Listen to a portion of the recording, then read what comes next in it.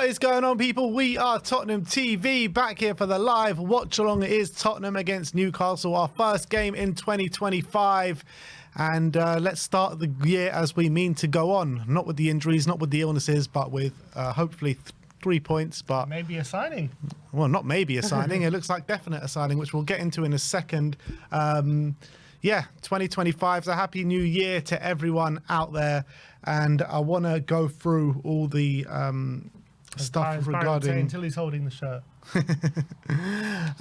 It's not Barry, but anyway... Yeah, we'll get into it in a second. We're just lining up some of the cameras, but big up to everyone that has joined us this morning. We're going live a bit earlier today, just because the big transfer news of the morning.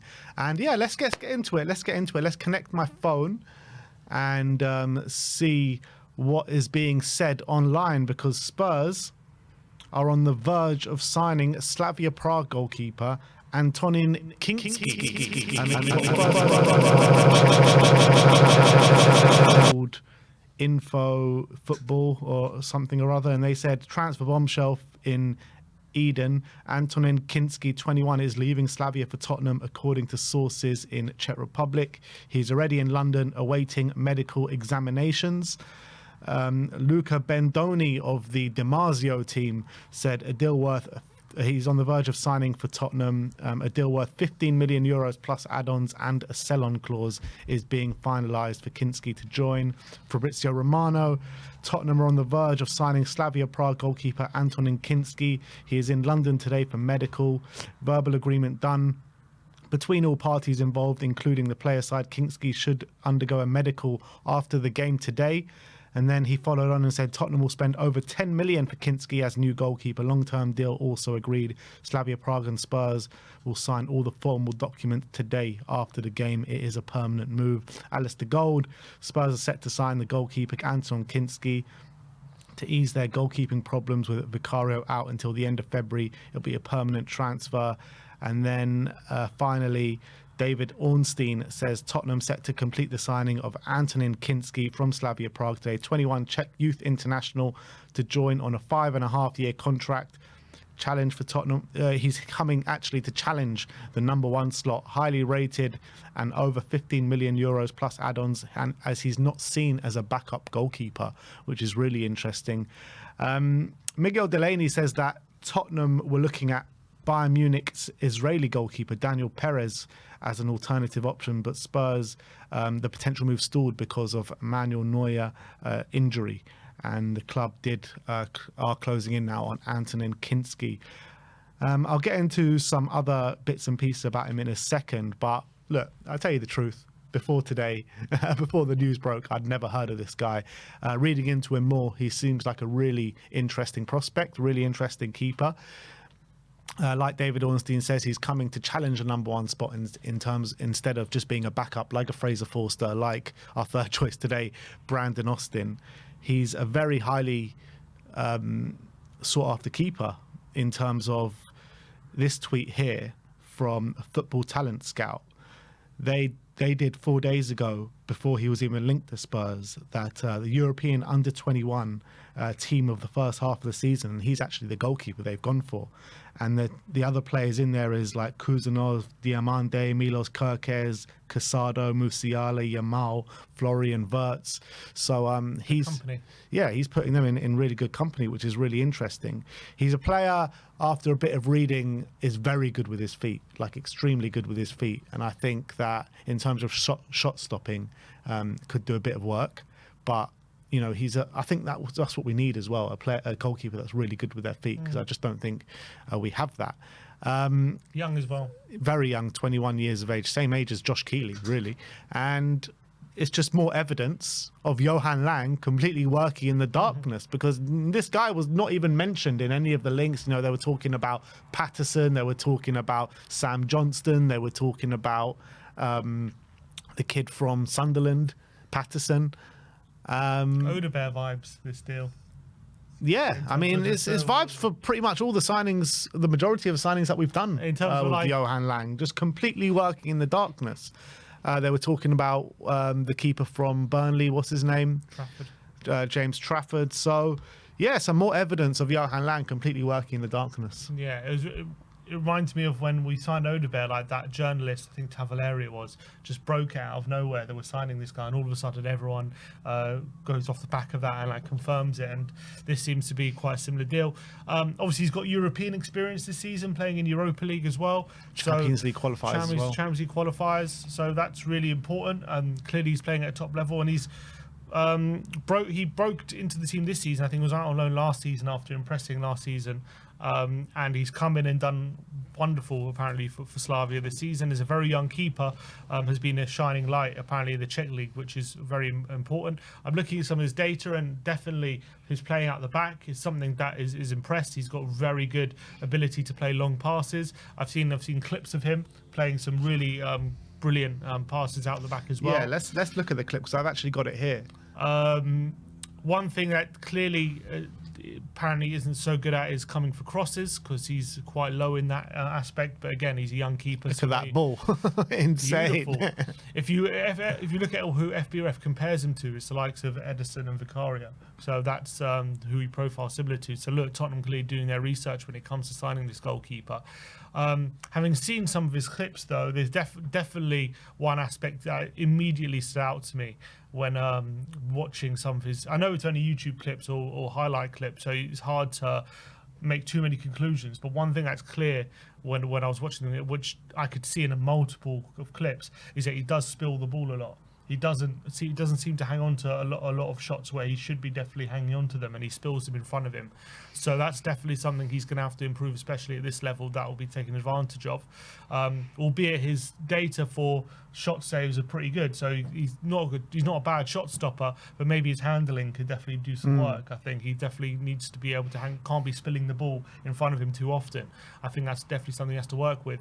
But I'm happy with signing a young keeper who we think can come in and make an impact immediately. Again, he's very similar in the terms of to Van de Ven and maybe even like not say Papsar, maybe even a Doggy, where he's got experience but not that much, to be honest. He's only really played a couple about 18 months worth of top level football where he's been playing consistently, so he's still very much in the infancy of his career, albeit he's impressed. So look, I think it's a good signing. I'm glad we're using our scouting network. I'm glad we've identified a goalkeeper. Clearly, the data and everything shows that he should be a really good fit for the system. And he's someone who's been highly sought after, really impressed. And we got it done early and we were decisive. I'm happy about all that. Does it block pathways for Keeley and Gunter and people like that? Potentially. But if we believe this guy could be a future fantastic goalkeeper, and also he's making impact right now in big level competitions like Europa League and doing very well, then I'm happy for us to move forward with it. And we need the cover right now. Obviously Forster's even ill, so he's not even playing today. So I wonder, do you reckon we get this deal done in time for Wednesday? Well, he's having his medical today, so you'd assume that we'll have some sort of announcement by tomorrow, or at least the day after. So I expect this to be done by Monday latest. I really do. And if it is done by Monday latest, does he play the semi-final? That's what I'm saying. Wednesday's semi-final.